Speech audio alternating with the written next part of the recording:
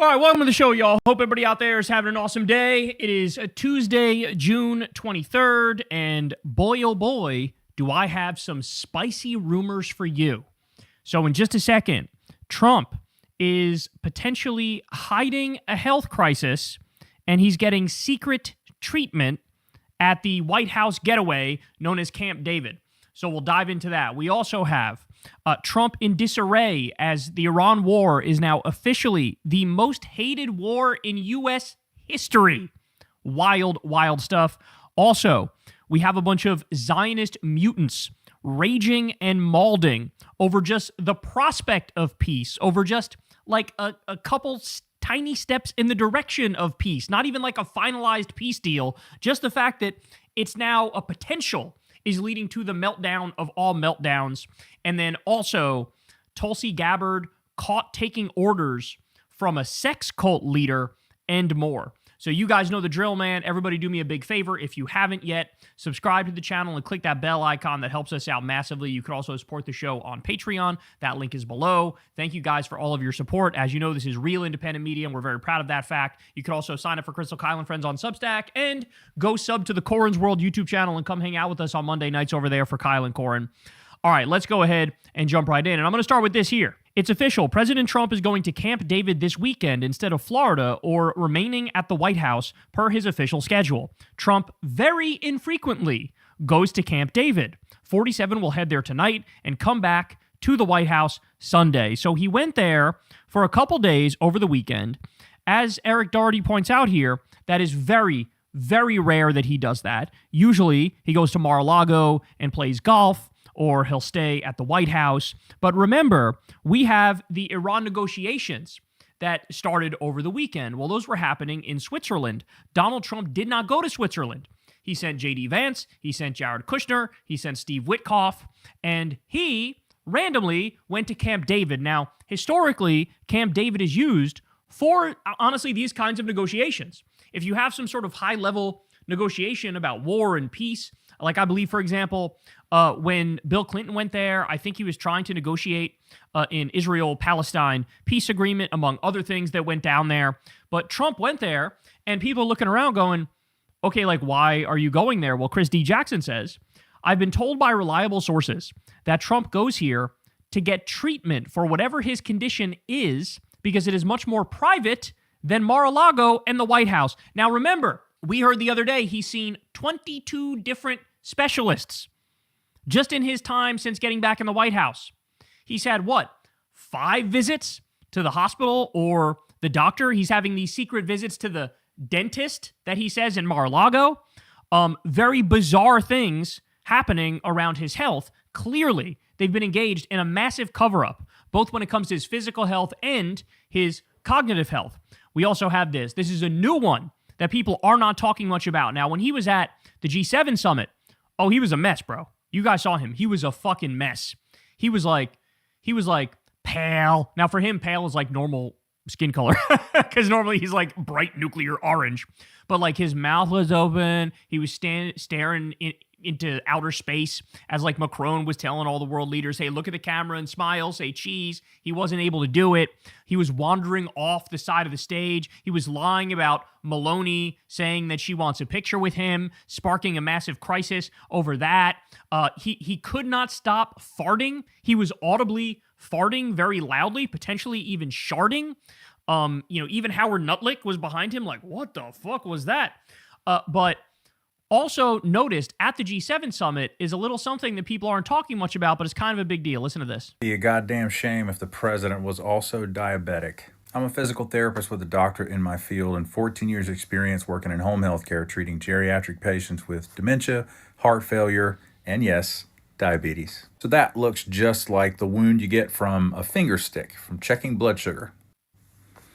There's also this shot. You can see that little guy right there on the ring finger. Now, it would make perfect sense for him as a patient to develop type 2 diabetes because he famously eats trash all the goddamn time. I just recently found out that he had a card in his wallet for years that guaranteed him free McDonald's for life after doing an ad for McDonald's. That was his payment. He's had a love affair with McDonald's food for decades. And of course, eating poorly over decades reduces your body's sensitivity to insulin and eventually kills off the cells in your pancreas that produce the insulin to control your blood sugar. So what does this mean clinically for all of the stuff that he already has going on? Diabetes, if it's uncontrolled and the patient is non-compliant, as we know the president is, has a drastic effect on every other system in your body and all of your vital organs. One of the main symptoms I come across as a home health physical therapist is neuropathy in the bilateral lower extremities, neuropathy in the feet and ankles. I have many patients who really cannot feel their feet. And if you can't feel your feet, your fall risk goes through the roof. With his balance already being bad, if he is having decreased sensation in his lower extremities, it's only a matter of time before he has a fall where he injures himself and does not recover. Happy Monday. Now, I don't know, this other, cut on his hand, too. Does anybody have theories about this other cut on his hand here? But the pinprick in the finger does seem pretty straightforward. So now, we're talking diabetes is on the table, which, by the way, it would make sense. He's 80 years old and obese, and he's always eaten like shit. I don't know, we've never heard a story of oh, he went on this health kick this one time and he was on this diet. He's taken diet pills and he's allegedly abused uppers his whole life. Adderall is just one example. Remember the sniffing he was doing at the Hillary Clinton debate where he couldn't stop?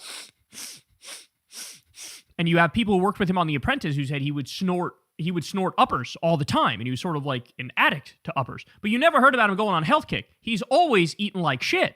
And so now diabetes is on the table. So we're dealing with diabetes, potentially congestive heart failure. Now remember, he has the swollen ass ankles. And they said, oh, that's chronic venous insufficiency, which they say is benign. However, if it actually was chronic venous insufficiency, it would have been happening for a long time. There would have been evidence of it for a long time, and we would have seen it for a long time. But this was acute. It came on out of nowhere, and people noticed it one day. And if it's acute, that is much stronger evidence for congestive heart failure, okay? So diabetes, potential congestive heart failure. There's also the conversation about mini strokes. Every time he gets very, very tired in public and he's falling asleep, which happens now in almost all of his meetings, what happens? You have the side of his mouth on which, I don't remember which side it is, but on one side in particular, it droops all the way down. It droops like that. And that is a sign of the muscles weakening from potential mini strokes that he may have been dealing with. You also have him disappearing at the beginning of every month, and that's been happening for at least a year now. I think even longer than that. And then forget the family history, because as you all know, his dad had Alzheimer's. His dad passed away at an old age with Alzheimer's. It's something that runs in the family. He's 3 to 15 times more likely to get it simply because of that family history. And the disappearing at the beginning of every month, that could potentially be Leqembi injections. Leqembi is a drug to treat early Alzheimer's. And, you would get it injected every 2 or 3 weeks.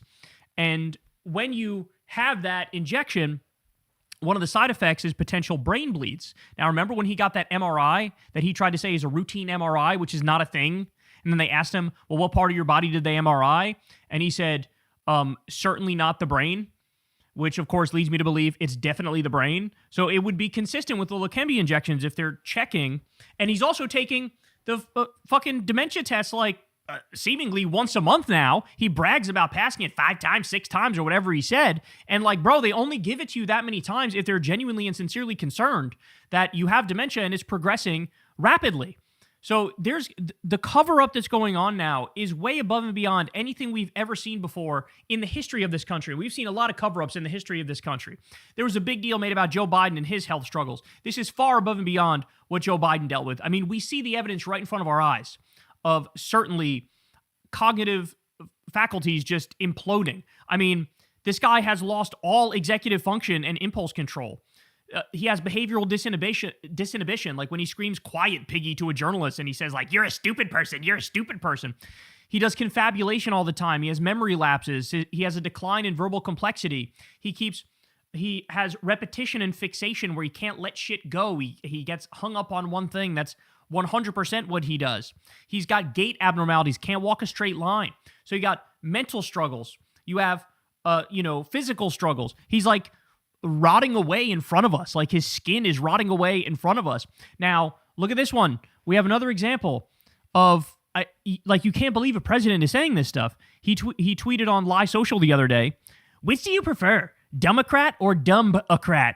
In one case, you simply exchange the E for a U. So simple and precise. Many people don't know or assume that dumb ends in B. In the other case, you spell out dumb. But it seems to lose some of the identity to Democrats when done this way. Which is better? Thank you for your attention to this matter." And he does a poll. Now, guys, I have to tell you, this is like textbook phonemic paraphasia. The classic example is like instead of saying telephone, you say teflon. Right? Like you flip the words around a little bit. And this is something that happens in people who are dealing with dementia as they get older and older. And he's had this now for a while where like he'll get obsessed with a word. Like he'll say, when I say the sea, I mean S-E-E, not like the ocean, the sea, S-E-A. I mean S-E-E. And he'll bring that up and then he'll say like, did you know that dumb ends in a B? It's like, yeah, we've all known that forever. But he's acting like nobody... Like nobody knew that. Like he just figured it out at fucking 80 years old. It's because that obsession with words and letters is tied to the cognitive decline. It's phonemic paraphasia 101. And there's, compilations of him fucking up words in subtle ways. That's phonemic paraphasia. So it's not good, bro. This is not good. He's really on the decline very quickly. All right, we also have this. Somebody says, "Okay, I think I've solved the mystery. I'm pretty sure the woman is Margot Katsimatitis." Now, Trump posted something, nobody knew what the fuck he was talking about. It was very bizarre, and I'll show you that in a second. And I think the picture was taken at Camp David, where Trump is this weekend, probably during the Clinton administration. So, Trump posted this, "Great daughter, my honor, President DJT," and it's a picture of this random woman, seemingly at Camp David, right? Everybody's like, bro, what the fuck are we talking about? What the fuck is this? This is so bizarre. So they say, well, it's Margot Katsimatitis or Katsimatitis. Well, how the fuck do we know that? And why does it matter? Like, why would he post this? I don't understand. And great daughter, what does great daughter mean in this context? It's very strange. And so this is the woman that we're talking about here. And this is, what Camp David looks like. So they're showing that this is definitely Camp David where that picture was taken. Aaron Rupar says, "Who is this?" Right? Cuckturd says, "It's just another billionaire Trump donor. Trump wants to fuck her daughter." So again, Trump said, "Great daughter, my honor," and it's this woman. Well, he says great daughter. Well, who's the daughter? It's this girl right here. Look. Which, by the way, not exactly helping your fucking, your defense on Epstein. Like, oh, I hated Jeffrey Epstein. I actually called the cops on him. He was a creep. He's always been a creep. No, you were his best friend for over a decade. The issue you had with him was over a fucking real estate deal where you rat fucked him. You were with him on his love of young girls. And here you are saying great daughter. This is the daughter that we're talking about here. So what the fuck is this? Is Trump just tweeting out like random young girls he wants to fuck? Is that what he's doing here? Like, has the cognitive decline become so severe that he just blurts some shit like this out? This is like when how many times has he thought he was DMing somebody and he wound up posting a public tweet instead? Remember when that happened with Kristi Noem? It happened on a number of different occasions. Is this like another version of that? I keep telling you guys, he went from a low filter guy to a no filter guy, and now we're getting him blurting out shit like great daughter. Like, what's next? I like your tits. Like, what's he gonna say? Oh my God, bro. He's got to go. This is a fucking crisis of all crises I've ever seen in my life. This is wild. So I'm telling you, bro, he is, it's crazy to see, but he's mentally declining. He's physically declining. They're hiding yet another health crisis. He's gone to secret hospital visits. Lord only knows what they're injecting into his hand. It could be leukemia. It could be something else. I mean, you guys have seen the bruises on one hand and then it was the other hand. Like, they're clear. It's taken all the king's horses and all the king's men and every single fucking chemical in the pharmacy to keep this guy on 2 feet. And even so, he's barely able to walk. So let's wrap this bitch up. Impeach this motherfucker. Get him out of power. The only issue is which thing do you impeach him over because he's committed like 70,000 crimes. But this cannot continue. Hey y'all, do me a favor and like and subscribe. It helps out big time in the algorithm. Click the bell as well for notifications when videos drop. And watch that video on screen right now. You know you want to. So one of the things that previous administrations understood is the power of PR and marketing and propaganda. And what usually happens is when they want to sell a war, they do a full court press. And they use the media and they use the bully pulpit and they really get their narrative out there. So virtually every war that we've seen, up until very recently in U.S. history, at the beginning was a net supported war. The American public supported it because they were bombarded with endless propaganda about how all these wars are necessary. Now, that's what a competent administration does. An incompetent administration is so stupid and so dumb, they don't even bother with the PR and the marketing and the propaganda. They just act first and worry about the consequences later. So what we're now witnessing when it comes to the Trump regime, their illegal war against Iran is quite literally the most unpopular in U.S. history, y'all. In U.S. history. So take a look at this new poll that just came out. Gallup poll. Approval of the Iran war in historical context. Initial public support for U.S. military involvement in past conflicts. So in Afghanistan, 90% approved of the war in Afghanistan because we were just attacked on 9/11. Iraq, the first Iraq war, 1993, 83% supported that. The second Iraq war, 76% supported because Bush and Cheney were telling us for about a year or two that, Saddam Hussein did 9/11, he's going to attack us. Libya, 71% supported the intervention in 1986. Afghanistan and Sudan, 66% supported. Somalia, 65%. Iraq and Syria, 60%. That was in 2014 to go after ISIS. Haiti, 54%. Grenada, 53%. Iran, 53% in 2020, by the way. That was in 2020. Kosovo, 51%. Syria in 2018, 50%. Syria in 2017, 50%. Libya in 2011, 47%.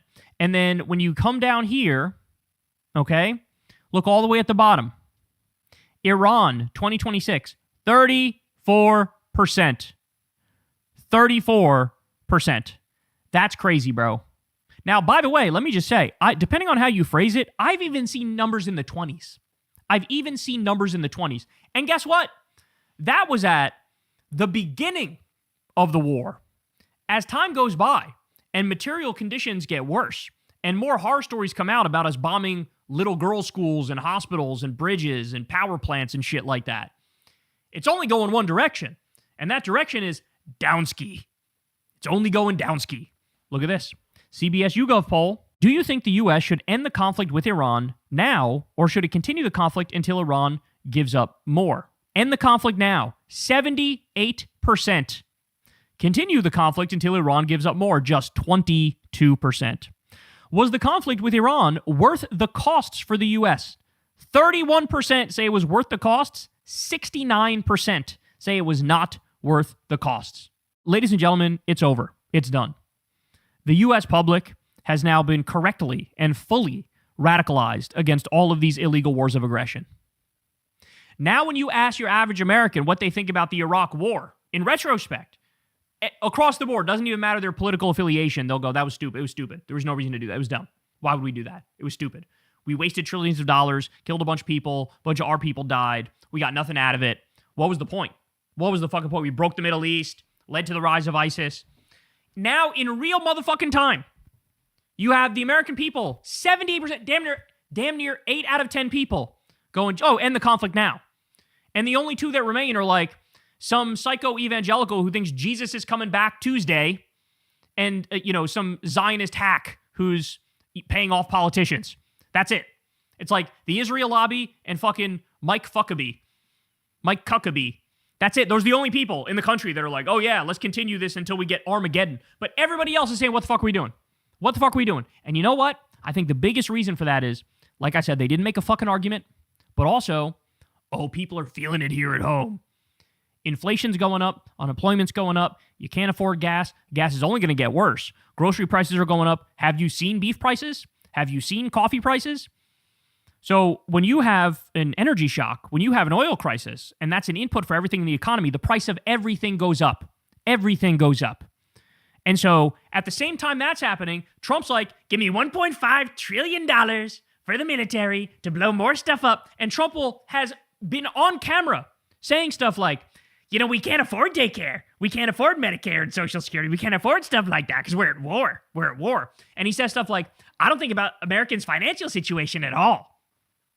What? You're the president of the United States. He's saying, shut the fuck up. Give me $1.5 trillion. I'm going to give it to the Pentagon. It's going to be a massive slush fund. The Epstein class is going to get rich. I'm going to skim off the motherfucking top. They're going to not be able to account for 63% of their money, and they failed 8 audits in a row. But you guys can go to shut the fuck upsville because daddy's in charge. Okay, this is what they're doing. So they loot the treasury. They start a new war every other week. They waste your fucking tax money as they destroy the economy and jack up prices on everything, and your wages go down. What's there to love? There's nothing to love here. So the more they dick around, the worse their numbers get. People are motherfucking furious, as they should be. And I think Americans have now woken up to the reality of U.S. wars, that these are imperialist by nature, right? They're not for the good of you and me. They're not to defend ourselves. Now they don't even bother pretending. Now it's just, yeah, we're gonna kill them. We're gonna stop them from getting nukes. We're gonna show them who's boss. When you look at Venezuela, he's like, yeah, we kidnapped the president. We're stealing their oil and their gold. Like, people see through it now. They see what this is. They see that it's like a rogue gang of criminals that's running this country and running it into the ground and looting and pillaging and just marauding. And people understand nothing good comes out of this, not remotely. And so maybe it's too little too late, but people have seemingly woken up. 78% say end the conflict now. 70% say it's not worth the fucking cost. We should have never done this shit in the first place. And MAGA is absolute barbecue chicken as a direct result of this. But it's crazy how little stuff like this is talked about. That, first of all, this is an impeachable offense, and this motherfucker should be kicked out of office, like, right now, like yesterday, like weeks ago. Like, as soon as he decided to do this, he should have been kicked out of office. But it's enough already. It's enough. There's nothing else to say, but it's enough. It's got to end. Americans know it. Trump's a criminal. And, I mean, what will it take to get our asses out there in the streets, right? What will it take to get people to realize just how deep the criminality goes? I don't know the answer to that, but one thing's for sure. People are radicalized in the best sense of the word, and they want justice. Hey, y'all, do me a favor and like and subscribe. It helps out big time in the algorithm. Click the bell as well for notifications when videos drop, and watch that video on screen right now. You know you want to. All right, you guys got to see this. The Zionists are raging and mauling over the fact that the prospect of peace is now on the table. It's not guaranteed. It's not definitive. It's not written in stone. There's about 1 million hurdles. They're actively trying to sabotage it. All that stuff. Every caveat you can think of. But just the fact that now there's talk of maybe stopping the war is leading to the worst freakout you've ever seen. So here's Lindsey Graham. He goes on Face the Nation and says this. Try to get Saudi Arabia to join the Abraham Accords to end the Arab-Israeli conflict in 2026. And if Iran continues to attack Israel and Lebanon, the new policy will be we'll hit Iran. So to the Iranians, if you're listening, when you use Hezbollah to attack Israel, I think the new policy will be we will attack Iran. So he's saying whenever Hezbollah attacks Israel, we need to attack Iran. And he's saying this as the talks are supposed to be fucking happening. As the peace talks are supposed to be happening. Almost like he's trying to sabotage it, and that's obvious. Because what's the reality? Israel keeps starting the fight with Hezbollah.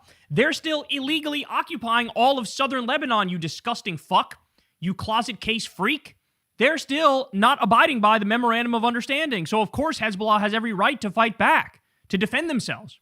Why is it Israel has a right to defend itself is something you hear 1,000 times. You never hear stuff like Lebanon has a right to defend itself or Iran has a right to defend itself. Well, guess what? I'll be the one to say it. Iran has a right to defend itself. Lebanon has a right to defend itself. Period. But see what he's doing here? He's trying to pollute the process. He's trying to sabotage it because he's going to turn around and say, oh, look at that. I guess we should attack Iran because Hezbollah is defending themselves against Israeli aggression. He knows what he's doing. He's well aware what he's doing. By the way, it's not a coincidence that as soon as J.D. Vance left to go to Switzerland, all of a sudden Trump was out there posting significantly more hawkish shit.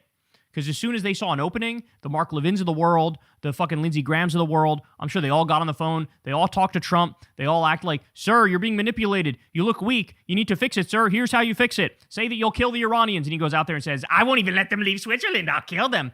Boom. Already jeopardizing the fragile talks. Okay, but we're just getting started. Now we go to Netanyahu. Netanyahu says, they told me not to enter Rafah. I entered Rafah. I was told not to strike Hezbollah. We struck Hezbollah. They told me not to confront Iran. We confronted Iran. Bragging about telling the U.S. president, who's supposed to be the senior partner, to go fuck himself. Bragging about that. So you disobeyed U.S. Presidential orders, and then what? Then you continue to get money and continue to get weapons. This is why I say I will not trust anything about this deal unless and until Donald Trump says we're cutting off the money to Israel, we're cutting off the weapons to Israel. That's it. That's the only time you can conclude, oh, they mean it. They mean business. They're actually trying to stop the Israelis. Until they do that, they're not trying to stop the Israelis. But here he is, bragging. I was told not to strike Hezbollah. I just struck Hezbollah. Hey, Trump, he just slapped you in the face and called you a bitch. You going to sit there and bleed? You just going to sit there and bleed? You going to take that? This is what he's doing. He's rubbing it in. He's rubbing in how disobedient he is. All right. And then Yahoo also said, what is it what we achieved? We prevented Iran from carrying out a plan to annihilate us. Had we not acted, Iran would have had atomic bombs. And let me tell you something. They would have used them. A fucking preposterous lie. Cue the compilation of this dipshit going back to like the 1980s saying, Iran has a nuclear weapon. They're trying to get a nuclear weapon. They're going to have it in a couple weeks. They're going to have it in a couple months. They're going to have it in a couple years. They're working on getting that nuke. They're working on getting that nuke. They're working on getting that nuke. And they never fucking got the nuke. And it was always, we need to act. They're getting a nuke. We need to act. They're getting a nuke. He lied about everything. This motherfucker went in front of Congress and said, if you attack Iraq, everything will be great. There'll be positive reverberations throughout the region and freedom and democracy will flourish. Then we attacked Iraq and the opposite happened. Everything got worse, objectively, empirically, provably. So here he is saying Iran was going to nuke us. Not only were they not going to nuke you, they didn't even fucking have nuclear weapons. And if they did have nuclear weapons, it would only be for deterrence. You guys are the ones. Israel and the U.S., you guys are the ones who have gone on the offense. You guys are the ones who started the illegal war of aggression. There was no threat from them. So this is the classic cry bully shit. As you punch them in the face, as you start everything, you cry and whine and bitch and moan like you're the victim. You're not the victim. You are the aggressor. Everybody sees it. You can't fool the world anymore. Israeli National Security Minister Ben-Gvir says, Lebanon, all of Lebanon, should become our playground. All of Lebanon should be our target. All of Lebanon should be our target. And they tell me, wait a second, there is Lebanon and there is Hezbollah. I do not accept this artificial approach. In other words, the same shit they said before they did a complete genocide of Gaza is what they're now saying with Lebanon. They're saying it out loud. Don't take my word for it. No hyperbole necessary. He's just saying it. He's saying, I don't buy this distinction between like Lebanese civilians and Hezbollah. They're all guilty. They're all the problem. Lebanon is ours. It's our playground. We're going to take all of it. And J.D. Vance had the nerve to come out and say, Israel's just being defensive against Hezbollah. Does this sound like it's defensive to you? Still not done, though. Ben-Gvir also says, with the Iranians, there is no point in making compromises and no point in signing agreements. That's incredibly hilarious and ironic because that's, of course, true of the Israelis, not the Iranians. The Iranians need to be bombed and then bombed again and then bombed again. And it's the same with Hezbollah. Just keep bombing them and then bomb them again and again. That's how it works. Anyone who wants to condemn me can condemn me. Let people around the world say whatever they want. I truly believe this. In other words, I don't believe in peace. I don't believe in diplomacy. I don't believe in negotiations. You can't make a deal with me. I just want to bomb you. I just want to be violent. It sounded better in the original German, didn't it? It sounded better when it was, a little guy with a weird mustache saying it, didn't it? Like, this is who you sound like. You're the new Nazis. You're just the new Nazis. It really is that simple. And they're crashing out and letting it all hang out as soon as the potential of a deal is floated. Then their true colors show and they go, oh, wait a second. We never had any interest in any sort of deal whatsoever. Like, we just want to crusade and steal more territory and kill more people. All right, here is Mark Levin. Blakely says here, I like how the American flag pin keeps growing as his Israel first advocacy reaches desperate new heights. Yeah, she's not kidding. Look at this fucking Israel pin. This is insane. Let's listen. I want to say to people in and out of the administration, stop trashing, smearing, bullying the little state of Israel. Oh, no. Little Israel, we're so innocent. We're such a victim. Stop bullying us. Stop smearing us. Are you out of your fucking mind? You're a grown-ass man, bro. You're a lardy-ass, Jabba the Hutt-looking, balding, fat man, bro. What are you saying? You're no victim. You're no fucking victim. How many wars have you started? How many wars are you fighting? How many innocent people did you murk in Gaza? How many pogroms are happening in the West Bank? How many people did you fucking starve to death? How many horror stories do we have of Israelis graping Palestinian prisoners and then the Israeli public protesting for the right to grape said prisoners? Oh, don't say mean words about Israel. Stop cozying up to and telling us that the enemy regime in Iran is now more rational, more moderate, and a regime that we can deal with. It's always been more rational and more moderate than Israel. That's the open secret. It's always been more rational and more moderate. When just a few months ago they slaughtered 50,000 people, they're still completely and utterly made up number. Made up number. No evidence of that. Yes, I'm sure they've killed people. Yes, I'm sure they've cracked down. The idea that Israel cares even the slightest bit about any Iranian civilians is a fucking joke. On day one of the war, they bombed the opposition strongholds in Tehran. So the people that they nominally wanted to take over the government are the ones they also bombed on day one. Why? Because they don't give a fuck. They want Iran to be a failed state. They want people dying in the streets. They want a civil war in Iran so that Iran is taken off the table as a regional opponent to Israel. Here he is like, oh, all the people that die. You don't give a fuck about them. You don't give a fuck about Americans who die. And you're in America. Never mind, not giving a fuck about Iranian civilians. And if they had a nuclear missile today, they'd fire it into our country as sure as I'm alive. Complete horseshit. Who believes this at this point? Who believes this? That the country that starts all the shit, that the country that always goes on the offense, that the country that was not under any threat whatsoever, somehow, oh yeah, we're the victims and we were about to be nuked. By the way, they bitch and won't moan and whine about Iran having, or allegedly trying to get nuclear weapons. Guess who already does have illegal nukes in the Middle East? I'll wait. It's Israel. They have illegal nukes, but they act like, oh, we have the right to these illegal nukes. The fuck you do, bitch. The fuck you do. I don't know what's going on, but if people think they can bully a little country, a people that have existed 4,000 years, through the Babylonians and the Persians. Oh, spare me the fucking Jewish supremacist claptrap. Jesus Christ. Through the Romans and the Third Reich, into surrendering their defense and their decision on how to secure their country. They got another thing coming. These people are so psychotic. They think they're living out biblical prophecy, right? You do get that, right? All the illegal Orthodox settlers in the West Bank, they say God gave me this land. I'm not kidding when I say they're monitoring the birth of a perfect red heifer to usher in the end times. This is what's happening. This is what these people believe. And so this is all like metaphysical to Mark Levin. This is all part of a higher plan. And like, we're the chosen people. We're the holy people. We get all the land in the Middle East and you get the fuck out of our way and let us do whatever we want. We can kill who we want. We can take what we want. This is the mindset. This is the mindset of these Zionist pigs. By the way, I love this. Ready? Here's Mark Levin screaming at Piers Morgan, "You're in your 60s, you pathetic media whore." And that's just a little appetizer of what this guy's like online. You're a deranged, cretin, violent, criminal asshole. Like, he'll say everything negative about you. But then you get it. He says stuff like this. Ready? "If I may, some friendly advice to my fellow conservative patriots. We are posting in a very toxic place. There are people who use this platform not to engage in an intelligent way, but to smear, attack, character assassinate, etc. In many cases, we know. You are literally describing yourself. And then you whine and cry and bitch and moan when people give you back that exact same motherfucking energy. It is the most Israeli-coded behavior of all time. It is the most Israeli-coded shit. You lying smear merchant, con man, criminal asshole, piece of shit, piece of garbage, useless son of a bitch. And then when somebody gives him back like 1/10 of that, there are people who don't want to engage in an intelligent way, but smear and attack and character assassinate. Oh, fuck you. Fuck you. You can tell this is the exact same ideology that leads to the, like, oh yeah, Iran's going to nuke us even though we illegally attacked them and we've always been the problem, but they're the problem. Fuck off. Jesus Christ. Here's Mike Fuckabee. And he, as you all know, he goes through this like daily humiliation ritual where he goes out and always tells Israel exactly what the fuck they want to hear about everything. The number of times he said, "You are the chosen people.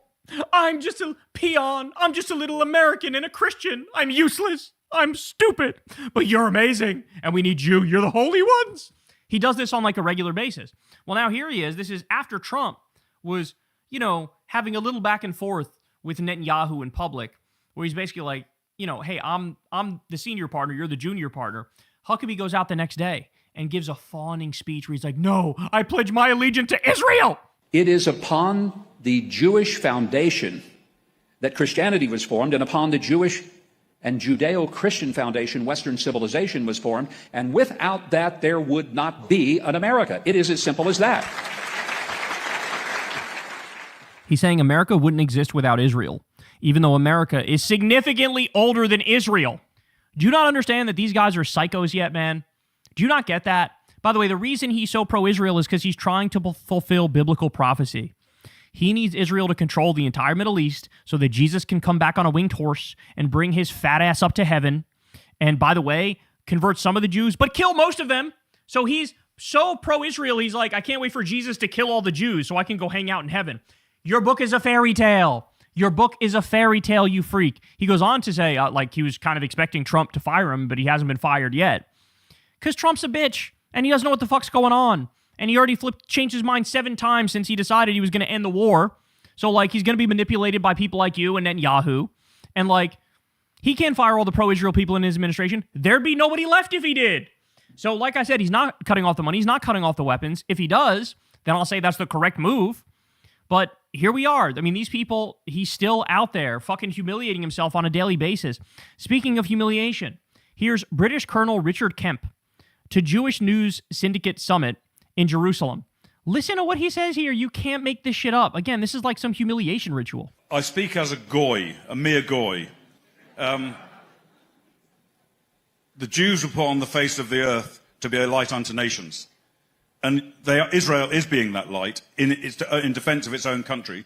And I think most particularly, not just in military technology, but in the way in which those extraordinary men and women of the IDF have shown the world how to fight.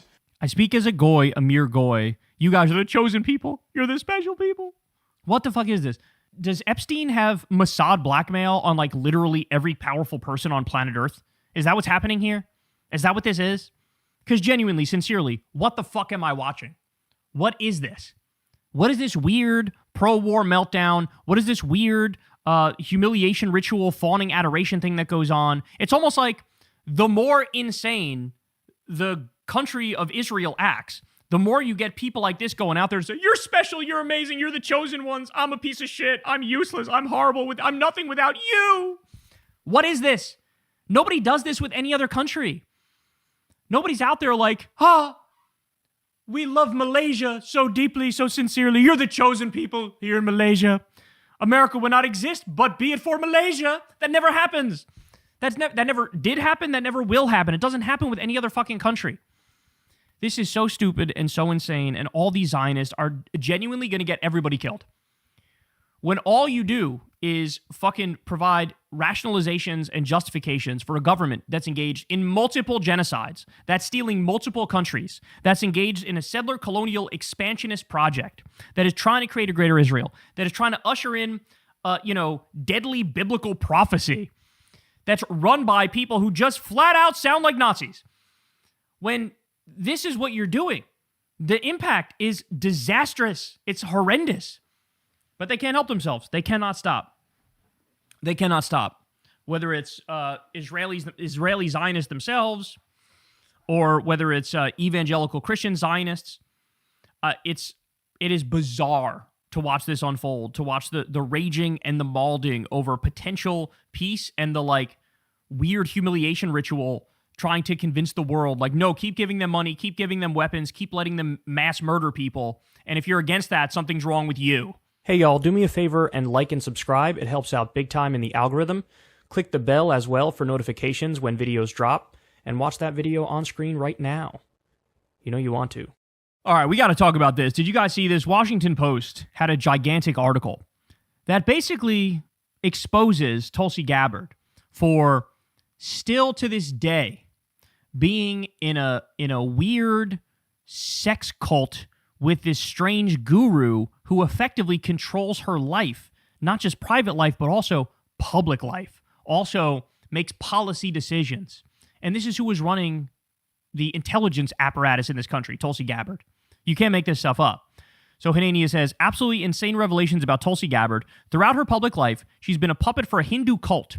Washington Post got access to 25,000 pages of documents, including directives from Tulsi's cult leader, telling her which policy positions to take and how to present herself throughout her career. It matches her record in Congress. At one point, she was instructed to say, It's not a boo-hoo, I don't get to go to the party situation, Wolf, during a CNN interview with Wolf Blitzer, and used that exact phrase.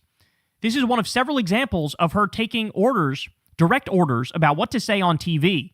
They told her what to tweet about, too. The cult set up fake accounts to boost her on social media. Gabbard was aware at one point, telling them to add a photo to a profile. An email records a phone call where she was yelled at, but Tulsi is reminded at the end that, quote, "We still love you." This woman was always a freak, which is why she ended up in the MAGA coalition.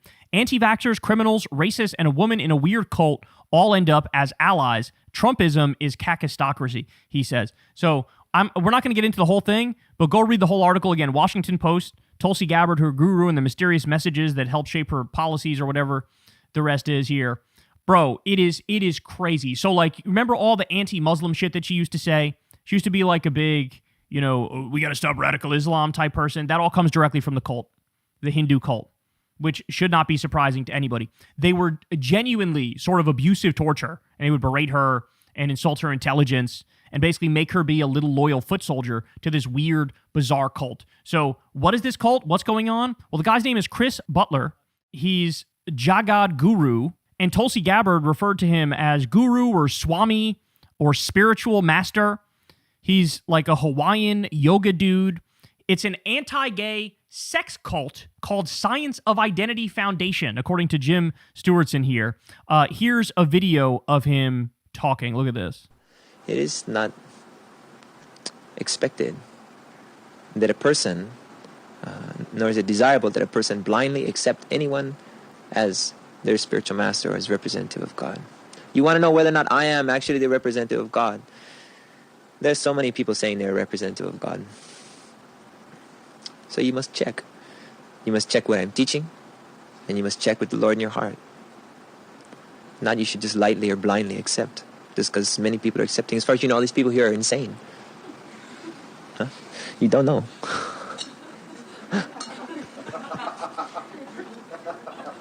Or maybe you already know that.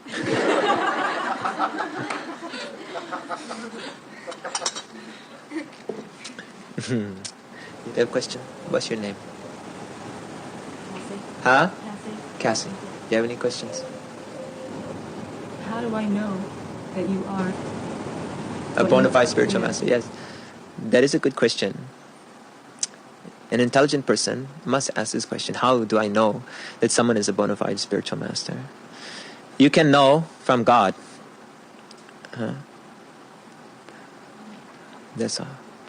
First way that God tells you whether or not someone is his representative, the first way is from within the heart. From within the heart, he tells me, he confirms to me within that what this person is saying is true. This person is my representative.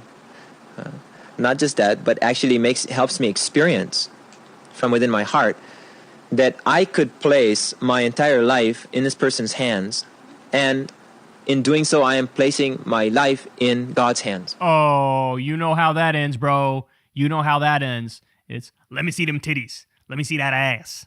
That's how this ends. It's, come to the back room with me. That's how this ends. Okay? I'll have that vision from God. Jesus Christ. Breaking: Tulsi Gabbard, an operative of an anti-gay Hawaiian sex cult who answers to her guru and no one else, will have access to and freedom to weaponize the entire intelligence apparatus of the United States. Jesus Christ. The person Donald Trump put in charge of all 17 intelligence agencies was born into an anti-gay Hare Krishna cult called Science of Identity Foundation. Tulsi does not answer to the Constitution. She answers to Chris Butler, a cult leader who makes his followers eat his toenails. Not only is this a cult, it's like, the more you read about it, the more you go, oh, this is like an obvious cult. This is like a how the fuck did y'all motherfuckers fall for this one type cult. Almost like Jim Jones level drink the Kool-Aid type cult is what we're talking about here. But there were signs all along. The cult's anti-gay. She's always been low-key anti-gay. In fact, here, look at the highlighted area. Any man can become a woman, and any woman can become a man. This is the insanity and darkness that has unfortunately perpetuated today's Democrat Party.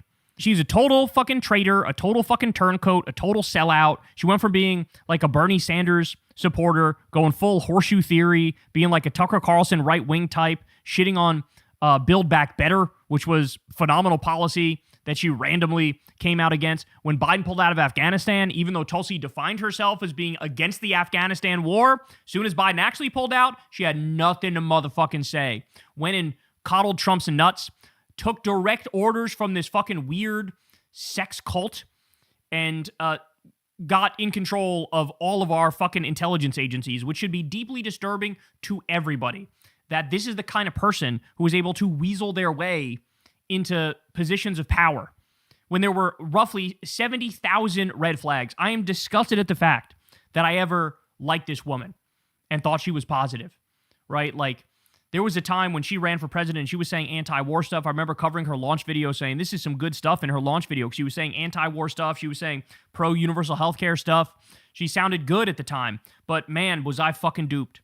She was a liar. She was a con artist. She's a fucking brainwashed cult member.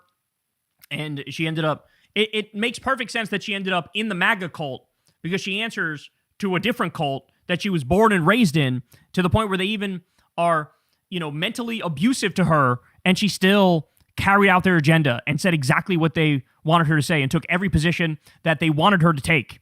And I guarantee you this story gets darker and darker. I'm sure there's a lot of stuff we don't know, but I highly recommend checking out that entire Washington Post article. Some wild stuff in there. Hey y'all, do me a favor and like and subscribe. It helps out big time in the algorithm. Click the bell as well for notifications when videos drop, and watch that video on screen right now. You know you want to. All right, let's check in on the streamer known as Asmongold. And I don't know, man. It's not looking too good over there. Hasanabi Production says, Asmongold begs his chat to stop criticizing Israel and claims it's a distraction from Trump's amazing presidency. Quote, you've been convinced Israel is your enemy. DEI has been destroyed. Pride flags have been replaced with muscle cars. What? UFC fights at the White House. Stay focused. They want to distract you with Israel.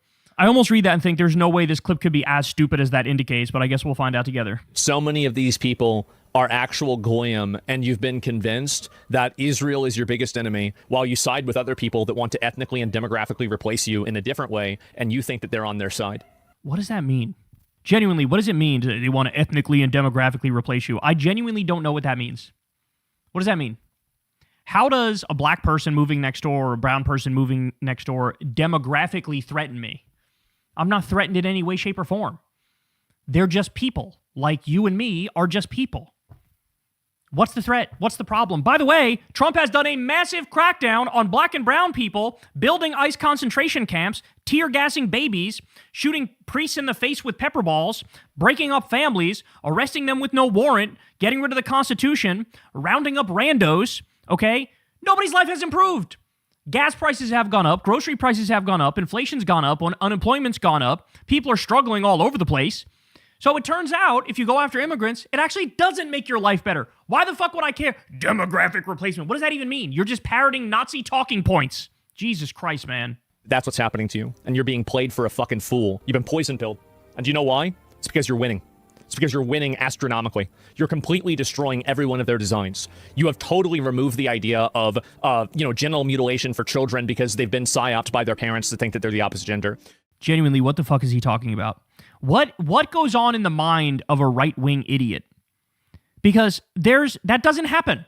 There are literally no surgeries for children. It doesn't happen. That doesn't happen. It just doesn't happen. In fact, I remember one time we went through the exact numbers because there was so much misinformation being spread in right-wing circles about this shit. We looked up the actual numbers. And it is, like I said, no surgeries for children. And then once you get over, I forget if it's 16 or 18, you start to get, in rare instances, top surgery at like 16 for a very tiny number of people. And then the only time you get actual bottom surgery is for adults. And the only sort of treatment you get when you're below a certain age, like there's like a very detailed roadmap that experts follow when dealing with this stuff, and they handle with care, and they make sure that, the person in question knows exactly what they're doing and what the roadmap is. And so like the idea that it's just fucking mayhem and parents are trying to, hey, little Timmy, chop your dick off, son. And he's like, no, Papa, I don't want to chop my dick off. You're chopping your dick off, kid. That's not how this works. Like, this stuff right-wingers fear is just completely and utterly made up. I'm sorry. And all this guy does, he's a fucking, He's a useful idiot for the Epstein class. That's what he is. Like, he does the divide and conquer that they want. He gets, working class, white, conservative people to hate working class black people or working class trans people or gay people. And, you fight amongst yourselves while the Gilded Age gets worse and worse and the wealthy run out the back door with all the money and they rape kids. You want to talk about concern for kids? How about the fact you support an administration, you support a regime that is covering up child sex trafficking rings? How about that? How about 0 Epstein criminals have been arrested, but they went after motherfucking Don Lemon and James Comey and Letitia James and a bunch of and people who dip their hand into the reflecting pool water. They've arrested more people for dipping their hand in the reflecting pool water than they've arrested Epstein pedophiles. And this dipshit is sitting there cheering it on. DEI has been all but destroyed. You've had all of the pride flags hanging off the White House replaced by muscle cars and fucking motorcycles. You have a UFC fight. Okay, I have to say, just that line alone makes me think Asmongold is closeted. Just that line alone. They replaced pride flags with muscle cars, bro. Like, what? What happened to your brain, son? What happened to your brain? Motorcycles. You have a UFC fight in front of the fucking White House that the president attends for his birthday. You have had a cultural victory that is so massive and widespread that it's caused them to cancel entire TV shows because they're afraid of the backlash. This is just totally like low IQ slopulism. Like, look at the circuses, bro. Look at the circuses. This is like as Rome is collapsing, Asmongold is in the Colosseum going, look, a guy's fighting a lion, bro. Look at that. He's fighting a lion, bro. You should be happy because the emperor gave us the lion fight, bro. And it's like, sir, the empire has collapsed. And it's aggressively speeding up. And he's like, but the lion fight, bro. You have completely destroyed them culturally. And the only thing that they can do, they know they can't beat you. They know that you're winning. They know that the Chud, the year of the Chud, is so powerful, so they're trying to poison you. Trump is at a 32% approval rating. His war against Iran is at a 30%. 80%, it was like 78, I believe is the exact number. 78% of people said end the war right the fuck now. Year of the Chud, my ass cheeks. Not remotely close. This is the year of the fucking flaming leftist. By fixating on something that's not them. Stay focused. Stay focused because they're not done yet. They're not done, and there are still too many of those people in the problem. And I understand you have problems with Israel. But all I'm saying is that those problems should be dealt with after these. Okay. So you don't like genocide. You don't like ethnic cleansing. You don't like Hitler-like territorial expansion where they're trying to dominate the entire Middle East, kill everybody and everything in their way, and create a new hegemonic superpower in the region that will dominate the world. Okay, you don't like that. But have you considered trans people? Have you considered muscle cars and motorcycles? Have you considered UFC fights? What am I supposed to do with this? Sincerely, what am I supposed to do with this? I almost feel like it's unfair for me to respond because it's like I'm punching a child with special needs or something. It feels unfair to do this. It feels not right. But then again, he has a massive, massive audience, bro. They're not done, and there are still too many of those people in the problem. And I understand you have problems with Israel. But all I'm saying is that those problems should be dealt with after these. Stay on target. Stay on target, man. Stop focusing on children getting shot in the face and people being starved to death and people being graped in prison on camera and then becoming national heroes for graping people. Stop focusing on that. Focus on the things that matter, bro. Focus on, they got rid of the titties in the video games and that should piss you off. Focus on that. They want to distract you with Israel because they don't want you to look at them. That's the reason why. You can look at me as much as you want, y'all. You know what you'll find? Somebody who wants universal health care and free college and a living wage and ending the wars and a Green New Deal and higher union rates and raising taxes on the rich and taking that money and redistributing it to the people who need it, ending this Gilded Age hell that we're in, ending the corruption, releasing the motherfucking Epstein files, arresting the Epstein class pedophiles and criminals. You can look as much as you want. You can look away.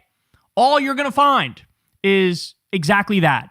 All you're going to find is a political movement that's actually dedicated to improving the lives of working people and ending the wanton fucking murder and bloodshed of innocents overseas. That's all you're going to find.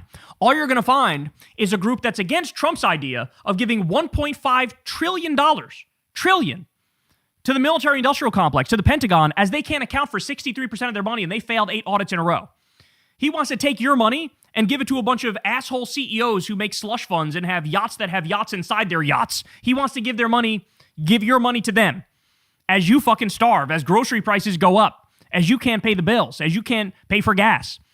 He wants to super serve the Epstein class, the billionaire robber baron elites, and the left wants to make sure working people are looked after and policies are made to make your life better, make your life easier. We'll end the fucking war machine. Jesus Christ, man. It's humiliating. Who watches this and fucking nods along in agreement? Don't look at Israel. Don't look at Israel because trans kids exist. And isn't that gross, bro? Isn't that gross that, like, some kids are trans, bro? This is the same shit they used to say back in the fucking 70s. Like, oh, yeah, oh, a gay kid? Don't be ridiculous. Being gay is a choice. How dare you push that on your kids? How dare you try to brainwash them? There's no such thing as a gay kid. Oops. Turns out there is such a thing as a gay kid. Turns out some people are just gay. Turns out some people are just trans. And weirdos like Asmongold can't accept it, even though he wants trans-affirming surgery. He was talking about getting a hair transplant. Welcome to gender-affirming care, son. That's what that is. But when you do it, it's okay, right? When people like fucking Joe Rogan injects himself with motherfucking TRT, somehow that's okay, even though that's gender-affirming care. But God forbid a trans person try to gender-affirm a little bit. That's unacceptable. We should ban that. But definitely don't look at the kids being shot in the face. That's we worry about that later. Right now, we worry about trans. Jesus fucking Christ. Asmongold openly defends an anti-Muslim terrorist attack in the UK where 5 men got stabbed. Quote, "This is nothing," he says. Jesus Christ. That his bullshit rape gang report falsely claiming Muslims raped 250,000 white girls same week, Elon Musk, is anyone surprised? They're inciting violence against Muslims and emboldening extremists. If you think this is bad, this is nothing. Is that like support for a guy who just went on a killing spree against Muslims? Is that what that is? This is nothing. This is not even remotely bad. Oh my God. And another Hassan? Yeah, exactly. It's just crazy for me to see some of this stuff, right? And let me see what the other ones here. Hassan, bigger apologist? Exactly. And he'll always, this is what he'll do, is he'll always try to this is a person who has immediately come to a conclusion. You've created an entire narrative and you've done all of Yeah, but that's what happened. This in the span of 3 hours since this event happened. I love how now he acts like, oh, look at these people jumping to conclusions. All your motherfucking heroes do, like Elon Musk, is tweet fucking Zig Heiling, goose-stepping ass, Nazi-ass, white nationalist garbage on a regular basis. You never go, oh, pump your brakes. Oh, is that true? Oh, I don't know about that. But now when your fucking psychotic side goes on a mass murdering anti-Muslim spree, it's, oh, let's wait for the facts, bro. Now everybody else has to listen to this narrative. Who gives a fuck? Who cares? I don't want to. Who gives a fuck? Why don't you just say it with your whole chest, you bitch? Why don't you just say, I like it when people mass murder Muslims? Just say it. I mean, you were just defending Israel, and that's sort of Israel's entire thing. Like, their whole point of existence is, let's mass murder some Muslims. So why don't you just say it? Say you're spiritually Israeli. Say you like murdering Muslims. Say you're a bigot. Just own it. Just say, I'm a bigot. Say, I'm a bigot, I'm a white nationalist, I believe in white nationalism, and so I think it's good when violence happens to the people I've declared are bad. Which, by the way, that's the difference between us and them. That's the difference between me and him. When I look at people who are on the right, I think, I hate you, you're disgusting, you should get away from me, I don't want to talk to you, I think you're a piece of shit, I despise you with every fiber of my being, I have no interest in being friends with you whatsoever, even in the slightest, I have no interest in treating you as an acquaintance. I'll act like you don't exist. You act like I don't exist. That's great. But I want you to have health care. I want you to have decent pay. I want you to have a good job. I want you to be treated with dignity and respect. I want your family to be treated with dignity and respect. I want you to live a decent, fruitful life. That's what I want for you. That's the difference between us and them, because they look at us and they go, oh, you should get murdered. That'd be great. Like, you should be killed. You should be stabbed by a psychopath, by a shirtless psychopath running around, committing acts of aggression against randos who don't look like him. Yeah, you should be on the receiving end of that. You should be stabbed repeatedly to death, perhaps. This is what he thinks when he looks at us. That's the difference. And that's why they're colossal pieces of shit, and you're a decent person. Jesus Christ. Fuck, who cares? I don't want to hear about this. Yeah, who cares, bro? Somebody gets killed because of my ideology? Who cares? This person defends every terrorist in the world. Oh, what? Mehdi Hassan defends every terrorist in the world? That's just fucking utterly made up and completely, shamelessly fucking defamatory. This is a guy who's pro-peace across the board. He's anti-war across the board. He's not in favor of violence in any way, shape, or form. And now he wants us to be worried about something bad happening to people like him. That's quite a reaction to just a video of somebody committing mass murder. So, oh, I don't even care. Who cares, bro? It's no big deal, bro. Whatever, bro. I actually kind of support it, bro. By the way, Hassan got temporarily banned off Twitch for saying cracker. Cracker. And this is what Asmongold is talking about on a regular basis, just so you know. Hey y'all, do me a favor and like and subscribe. It helps out big time in the algorithm. Click the bell as well for notifications when videos drop, and watch that video on screen right now. You know you want to. So as you all know, Nick Fuentes has been going after Trump pretty aggressively for the past probably year or so. And every now and then he makes some points that are pretty solid, and I've showed them to you and explained how this sort of fissure in the right is a positive thing, and we should feed into it from a divide and conquer perspective, that you sort of play up the differences. You know, when Marjorie Taylor Greene was inside the coalition and started to talk some shit on the Epstein files and the Iran war and other things, it's like you want to incentivize that. You want to play that up. You want to show what they say. You want to have a little dissent in the ranks. And he's done a decent job of that. However, it's also important for you to know that he's still a massive piece of shit. And just because he criticizes Trump does not mean that he's an ideological ally to you and me. So he sort of gives a simple breakdown here, less than a minute breakdown of his entire philosophy as laid out by a question that was asked to him here. Let's listen and we'll react. I personally like the fight on the White House lawn. It was some Caesar shit. Best thing this administration has done so far. I agree. I like that stuff. So Nick Fuentes' issue with Trump is, you haven't done enough UFC fights on the lawn. You haven't turned this country into idiocracy completely and totally yet. You've only done it a little bit. Maybe do it more. Now, by the way, this is the same guy who said when there was the TPUSA halftime show where they had some douchebag country singer singing about drinking beer and shit, and Kid Rock fucking lip syncing. When that was happening, he was like, no, I actually preferred the Bad Bunny one, and this is kind of stupid and dumb and cultural slop. This is nonsense that's just trying to feed the Republicans what they want to see. There's nothing substantive here.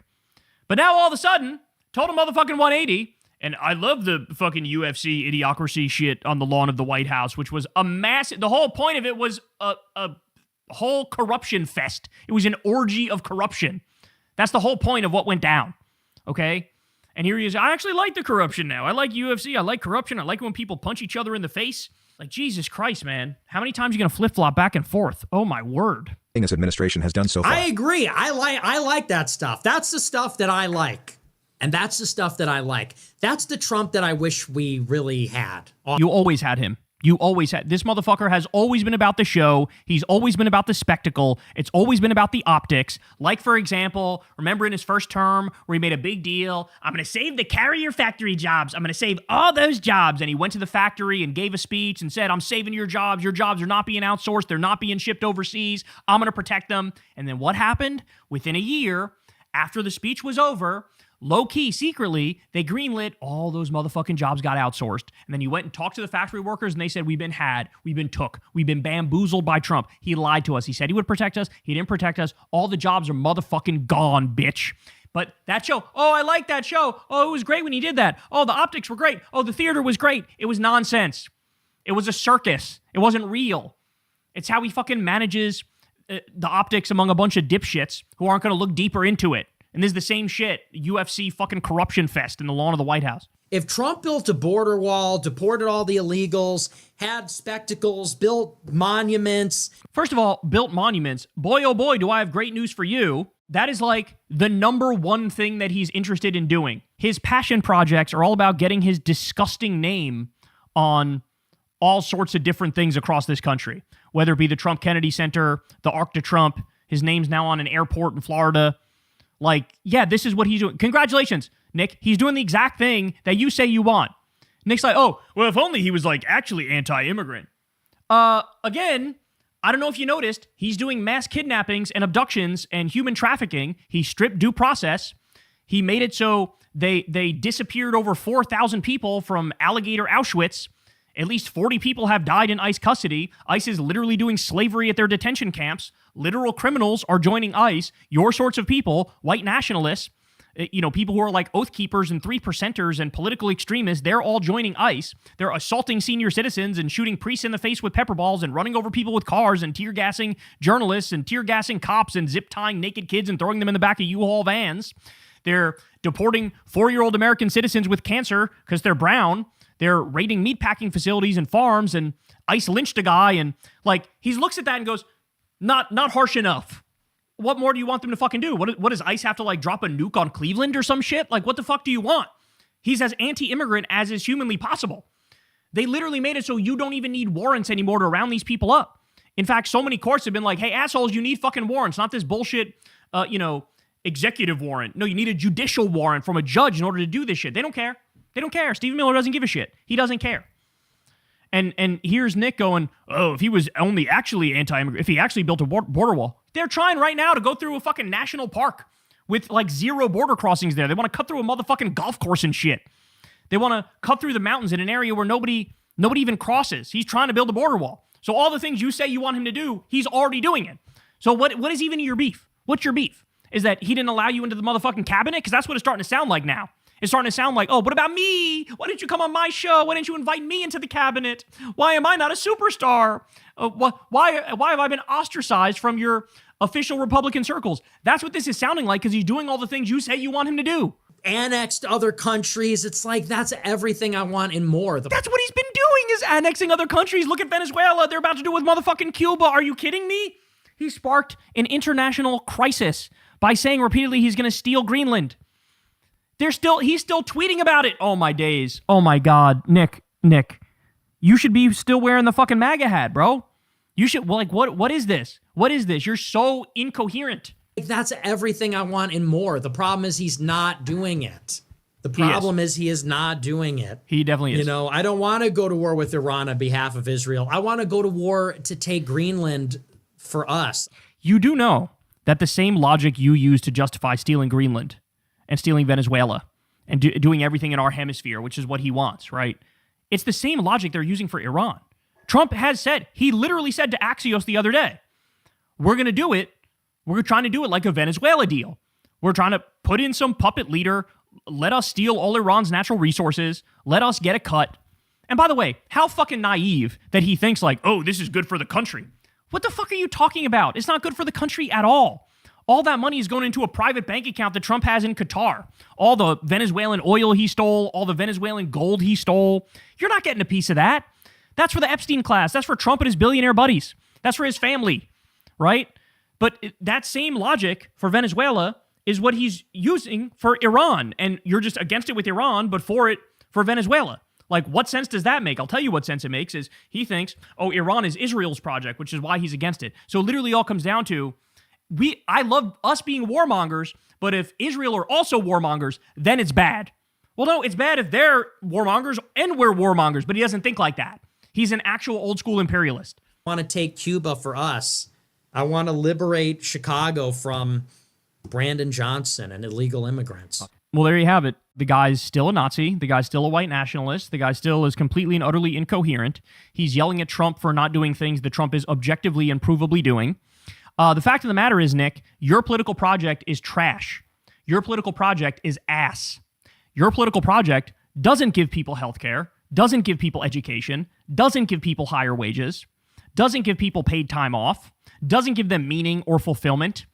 Your political project is, hey, wouldn't it be awesome if your neighbor was white and we arrested everybody who's not white and tried to deport them? Hey, wouldn't it be awesome if we stole more countries and jacked their natural resources?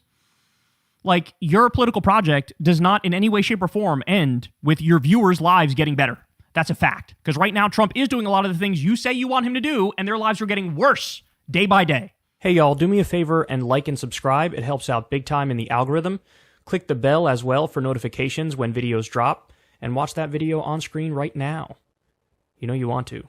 Now, Trump has taken some pretty big losses lately. I think in particular of his name being taken down from the Kennedy Center, where, he went out of his way to get his name up on that bitch, and then a judge said, nuh-uh, that's illegal, and they actually sent the people to take that shit down. Now, Trump countered by, just covering up most of the name anyway. Basically to say, if it doesn't say Trump Kennedy Center, I'm not going to let it say anything. So he's still being petty about it, but he lost. And he's lost on a number of fronts lately, and he's apparently getting frustrated about that. Like his executive orders, for example, many of them are just symbolic, nothing's coming of that. But one area where Trump genuinely and sincerely feels invincible is self-dealing and corruption. Because there's been zero actual pushback to the self-dealing and the corruption. to the point where you guys saw the clip. He was like, there's no limits to my power. He was asked, like, what are the limits? He goes, there are no limits. There's no limits. So this is where he's at. Now, by the way, it's shameful and it's embarrassing that like literally zero Republicans have actually stood up when it comes to fighting back against this corruption. But even the Democrats, like, I feel like they don't talk about it enough. I feel like they don't do enough to try to raise awareness around this at the very least. But now to say it's spiraled out of control is honestly the understatement of the century. We have never, I don't think humanity has ever experienced a crime spree like the one we're witnessing here with the Trump regime. So look at this from Notice. Trump's family crypto firm is expected to get federal banking privileges. Trump-appointed bank regulators' crypto-friendly approach is likely to extend to World Liberty Financial despite ethics concerns. So shout out to Jeff Stein, who's awesome, by the way. You guys should all follow him. President Donald Trump's family crypto business is expected to soon be allowed to operate like a bank, a decision that would give U.S. companies a new route to steer money to the president. The corruption is on steroids, baby. That's what's happening. World Liberty Financial, the stablecoin and trading platform co-founded by Trump and his three sons, applied for a national trust bank charter with the Office of the Comptroller of the Currency, or OCC, on January 5th. The Trump-appointed head of the OCC, Jonathan Gould, is due to announce his decision soon. And industry experts, congressional aides expect it to go in the Trump family's favor. Two former staffers at the banking regulator, speaking on the condition of anonymity for fear of professional reprisals, said it is all but certain the OCC will approve the charter for Trump's firm, with one saying it was inconceivable that the application would be denied. Gould has granted approval to about a dozen similar crypto firms since assuming the role and changed the criteria for bank charters to be more crypto-friendly. World Liberty Financial has argued that it meets the OCC's new criteria for a bank charter. Good government advocates and Democratic lawmakers say approving the Trump family's crypto business would pose an unprecedented conflict of interest. Oh, you don't say. A national trust bank charter comes with significant legal and financial benefits. It would allow World Liberty Financial to settle financial transactions akin to Venmo or PayPal on the World Liberty Financial platform, through which the Trump family could receive a cut. The bank charter would enable World Liberty Financial to publicly issue its stablecoin tokens, a cryptocurrency called USD1, domestically without having to go through an intermediary institution. National charters also allow financial organizations to preempt state regulation, including liquidity requirements aimed at ensuring bank solvency. So in other words, the whole thing's a motherfucking house of cards. It's all corruption. It's all self-dealing. It's a house of cards. They're going to run out the back door with all the motherfucking money. When this all goes belly up and crypto flops, as it will eventually one day, you're going to be left holding the motherfucking bag. They're going to be running out the back door with all the money. That's what's going to happen here. Quote, for the first time in history, a president is leaning on a bank regulator to give his private enterprise the implicit backing of the federal government, said Corey Freyer, the director of Investor Protection for Consumer Federation of America and a former aide to Democrats on the Senate Banking Committee. It's outrageous. Spokespeople for the White House and the OCC did not return requests for comment. In a statement, David Waxman, a spokesperson for World Liberty Financial, said that despite the company's ownership, none of its leadership or employees work for the U.S. government, and there are no conflicts of interest. Oh, thank you. Thank you for that. Appreciate that, buddy. If granted charter approval, World Liberty Financial would be subject to robust and permanent regulatory oversight from the OCC, Waxman said, citing requirements to open its books to bank examiners and comply with anti-money laundering rules, consumer protection statutes, and the Bank Secrecy Act, among other laws. The company has also said Trump has no involvement in World Liberty Financial since taking office. Oh, I'm sure of that. Approval would be a victory for advocates of consumer protection and American innovation alike. Oh my God. David Warrington, the White House counsel, previously said that Trump has no involvement in business deals that would implicate his own constitutional responsibilities. Well, guess what, ladies and gentlemen? That's bullshit. That's not true. We know that's not true. You know what this reminds me of? In his first term, he goes, I'm putting my money in a blind trust. I'm turning my businesses over to my family. He didn't put his money in a blind trust. He didn't do that at all. He lied. Pretended like he was going to put it in a blind trust. He didn't put it in a blind trust. He let his sons run his businesses, but they would just ask him what to do, and he would tell them what to do.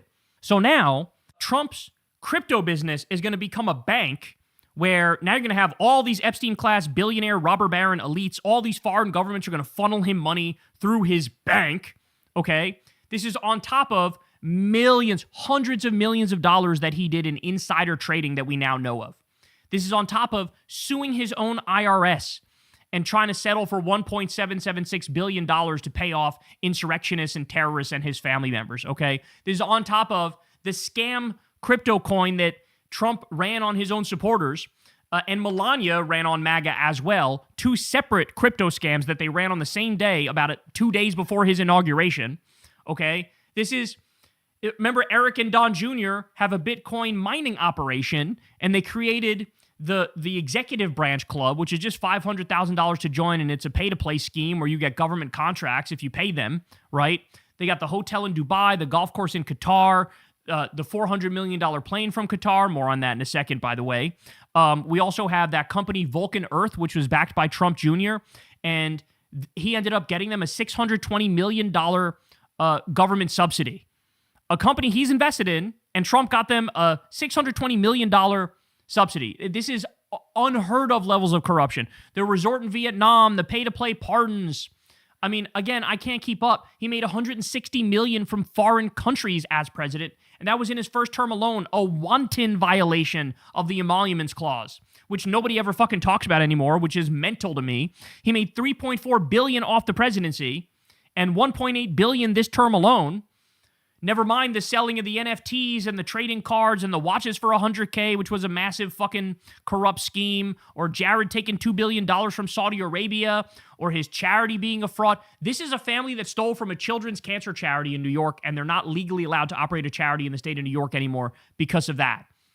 Never mind the university being a fraud and Trump stiffing his own workers for his casinos and hotels and his tax fraud, insurance fraud, business fraud. What are we talking about, bro? What are we talking about? By the way, on the plane, while we're on that, CBS News says, Trump unveils new Air Force One, a $400 million plane gifted by Qatar. This would be a scandal that would have ended any other presidency, says Mike Levin. Qatar gave a $400 million Boeing 747 to the Pentagon. Trump calls it a free gift. It's not free. The Air Force just spent months retrofitting it with secure communications, missile defense, and electromagnetic shielding. The cost of that work is classified. Estimates say north of $1 billion. The number is enormous, and you are paying for it. Now the part they bury. Under the memorandum signed by the Pentagon in Qatar, ownership of the plane transfers to Trump's Presidential Library Foundation when he leaves office. His own son says it will sit in the lobby of a future Trump hotel. So follow the chain. A foreign government hands a luxury jet to a sitting president. It's illegal under the emoluments clause. American taxpayers rebuild it from the inside out, then let Trump take it home. Trump takes it home. A gift you use for 4 years and then keep is still a gift. The Constitution bars foreign gifts to a president without the consent of Congress. This one never got that consent. We are paying a fortune to gift wrap a luxury jet that ends up in his private collection. Grift in plain sight. That's exactly fucking correct. So I've lost track. I've lost count. There's so many corruption scandals. There's so much self-dealing. It is out of this world. This man is completely and utterly unhinged. He's lost all contact with reality. He needs to be arrested. He needs to be locked up. He needs to be put there forever. This guy needs to be impeached. He needs to be hit with the 25th Amendment. He needs to be removed. There is no reasonable person who can disagree with that. If you're reasonable, you will by definition agree with that because it's not even close.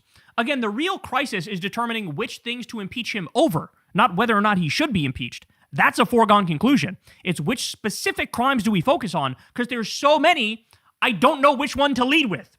But that's where we are. So now he's going to be running his own motherfucking crypto bank and doing immense amounts of corruption and further not giving a shit or representing the American people. Forget about inflation, forget about unemployment, forget about your financial situation. Remember he said, I don't think about Americans' financial situation at all. He said that. I didn't say that. He said that. Well, expect that, except magnified by 1,000 times, because it's only going to get worse. The whole point that he's in there for is self-aggrandizement. It's being selfish. It's corruption. It's money laundering. It's criminality. It is basically not even a government. It's a criminal syndicate. It's a cartel. It's a mobocracy. And now I think we're at the point where even mainstream outlets are realizing that, and even Republicans secretly know that. They wouldn't tell you that, but even they secretly know that, because there's no defending this. It's not even possible to defend this if you're an honest person. Hey y'all, do me a favor and like and subscribe. It helps out big time in the algorithm. Click the bell as well for notifications when videos drop, and watch that video on screen right now. You know you want to. All right, y'all, shout out to Democracy Docket and Mark Elias, because they do some phenomenal work. And Mark is going to lay out here the exact nature of Trump's attempt to steal the upcoming elections. And nobody lays it out more clearly and more concise than Elias does. So let's listen to what he has to say. Now, I'm old enough to remember when Republicans thought the idea that the federal government would create a national list of citizens was an anathema. I mean, I remember, the Tea Party movement and small government and how dare the federal government track people, right? Remember those Republicans? Well, they're gone because Donald Trump now wants to create a national database of every registered voter in the country. And then he and Todd Blanche and Mark Wayne McMullen, the whole group in the White House and the election deniers, they'll decide whether you get to be in that list or not. Your state may send your name to Washington, D.C. It doesn't mean it's going to stay in the database of people eligible to vote. And so they want to create this national database of voters that they then turn back to the states and say, okay, we got your list, New York, but we're now sending you back our list of New Yorkers. So it's a way of essentially taking over the voter registration process, or more precisely, taking over the results. Because the states would still register people to vote, but those names would all have to get filtered through Washington, D.C. and the political bureaucracy controlled by Donald Trump. And then they would send back to the states their cleaned list. Who do you think they're going to be cleaned of? Donald Trump will say, well, they're just going to be run against citizenship. You don't believe that. I certainly don't believe that. And that's not what's going to happen. They're going to use this as a way to weaponize voter registration as a gating mechanism controlled by Donald Trump and the Republicans in Washington, D.C. to prevent anyone in any group that they do not want to vote from voting because they won't be able to be registered. This is already happening, okay? They're already working for this.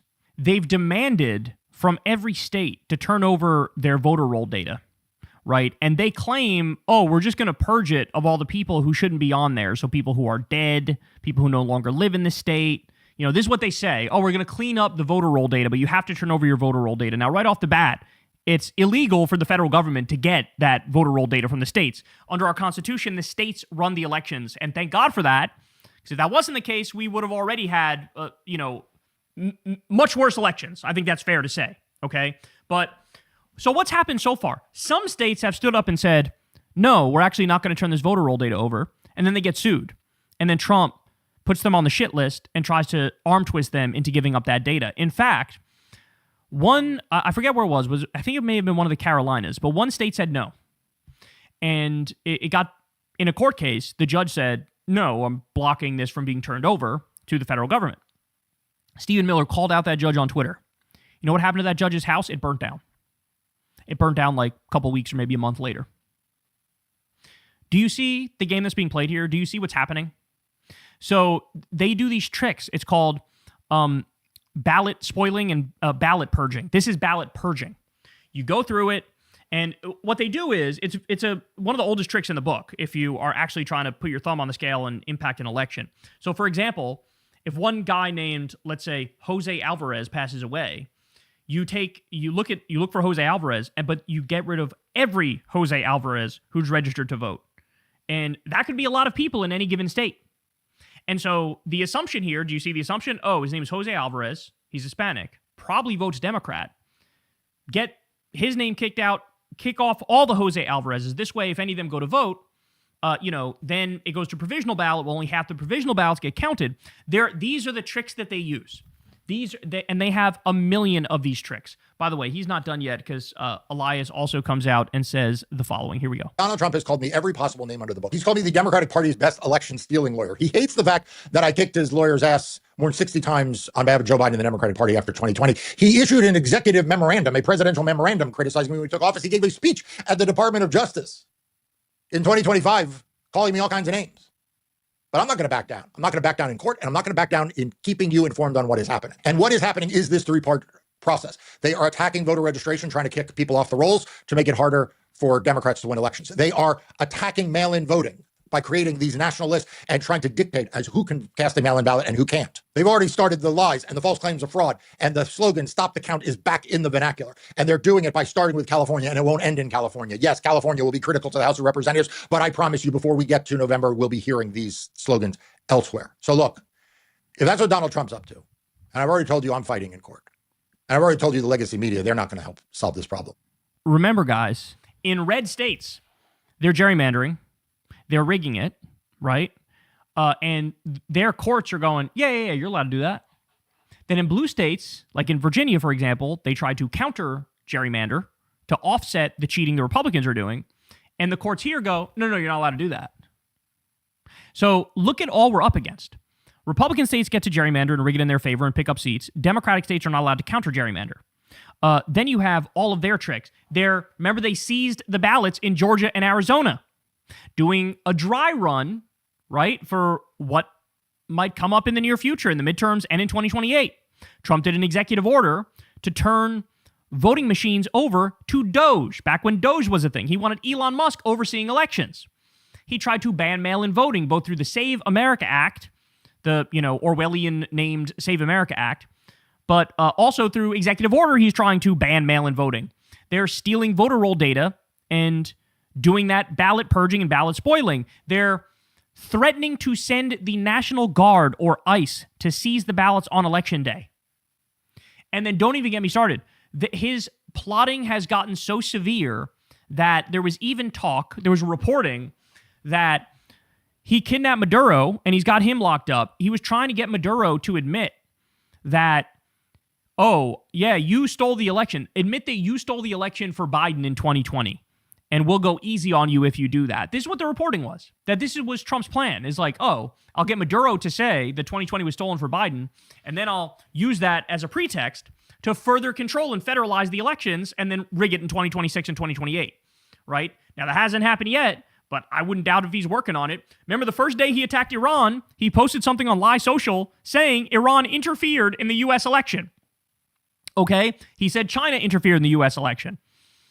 I mean, they have at least 5 or 6 different avenues of, nefarious plans to, at the very least, put their thumb on the scale, but more importantly, just try to rig it and steal it. And they will stop at nothing, bro. They will stop at nothing to do exactly that. We see the fuckery in Colombia. We see what happened in Colombia. There's a lot of evidence that the MAGA candidate, there's some fishy stuff going on there, right? We know the questions that have come up about 2024. Go listen to what Greg Pallister said. It's incredibly fascinating. If you haven't dug into that, go listen to some of the comments Elon Musk has made publicly, or Elon Musk's little kid son on Tucker's show, or any other people who, Ashley St. Clair is out there sounding the alarm going, Elon was saying some fishy ass stuff around that election. There's already a bunch of questions, and it's only getting worse. It's only getting worse, and they're more committed than ever. Don't take my word for it. Take Mark Elias's word for it. The guy is the head of Democracy Docket, phenomenal lawyer. He's beat Trump in court on a lot of this stuff, and he's warning, he's telling you, the wheels are in motion to steal this thing. The wheels are in motion. So I would highly recommend everybody go subscribe to Democracy Docket. I'd highly recommend supporting Mark Elias. And just, tell your Democratic representative, like, you got to be prepared for this, bro. Like, you guys got to be ready. You can't just sit back and watch this happen. You guys got to be preparing for all sorts of, you have to have all sorts of contingency plans, because this is not going to go smoothly. And there's a decent chance he goes full tyrant and starts sending ICE or sending the National Guard to the polling places, right? And then I hope local Democratic officials will say, okay, well, we're sending the cops to block them from interfering.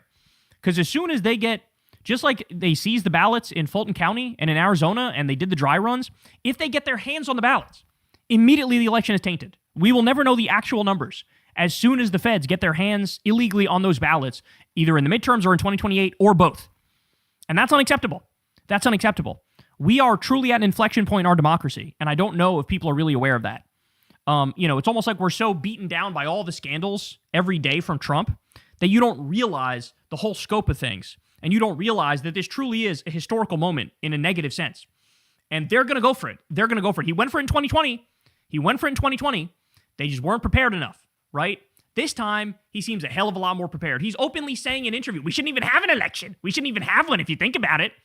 If he's saying shit like that publicly, this man has never in his life been able to just hold an L.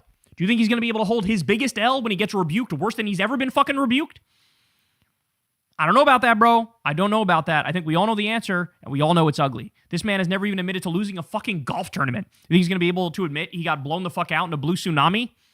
So just prepare yourself, because it's going to get ugly. That's the show. I love you all very much. You guys know the drill, man. Everybody do me a big favor. Click like, click subscribe, click that bell icon so you get a notification every time a video drops. You can, of course, support the show on Patreon. Thank you for everybody who does. Remember, $2 a month goes a long way. $5 a month goes a long way. Thank you all for supporting us. Could not do without you. And Remember, you can also sign up for Crystal Kyle and Friends on Substack and sub to Corin's World and come hang out with us over there on Monday nights. All right, I love you guys, and I will see you tomorrow. Peace. Hey y'all, do me a favor and like and subscribe. It helps out big time in the algorithm. Click the bell as well for notifications when videos drop, and watch that video on screen right now. You know you want to. Oh shit, y'all. It's happening. It's officially happening. It is Zohran Mamdani's party now, son. We just had some election results coming out of New York, and it is a clean sweep for the Democratic Socialists of America. Every Zohran-endorsed candidate just won. You got Brad Lander. You got Daria Liza beating Espaillat, who's been there since like fucking 1992 or some crazy-ass thing. Claire Valdez as well won. And look, man, it's happening. It's happening. People were thinking for sure it'd be like 2 out of 3. Not sure on the Daria Liza race, but Daria Liza was able to pull it off.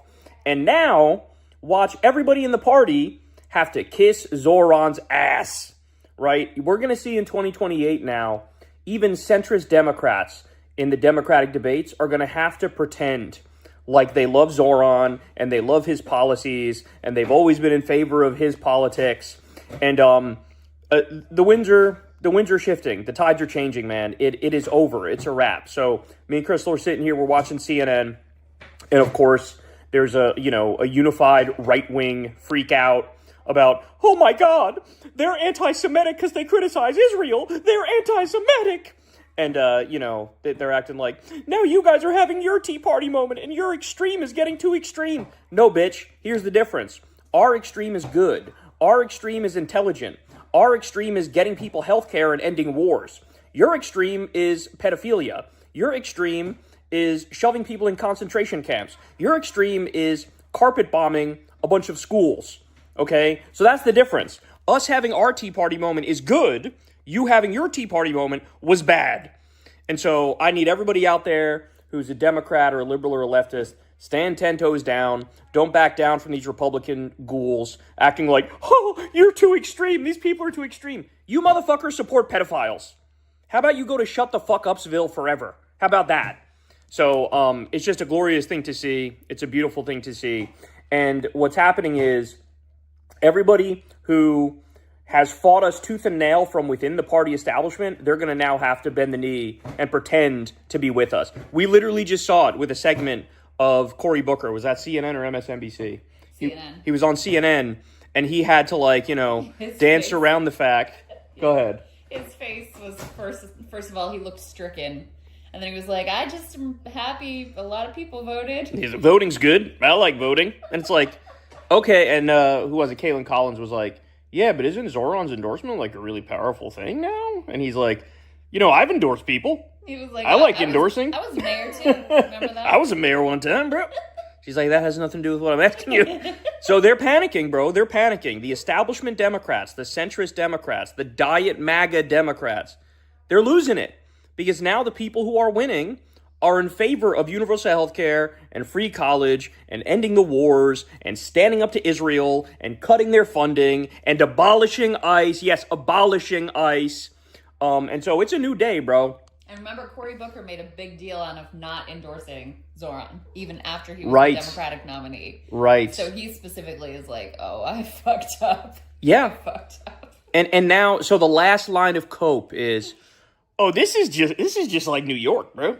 Like, it doesn't even count. It's like New York and stuff, bro. Mm-hmm. And then... Tell me about Abdul. Tell me about Graham Plattner. Well, I was going to say, and then let's say with Graham Plattner, oh, that's just Maine, and Maine is weird, so that, doesn't count. So Maine doesn't count, New York doesn't count, Michigan doesn't count with Abdul. What fucking counts? It's almost like you're just coping and seething, and you're refusing to acknowledge the fact that it's our party now.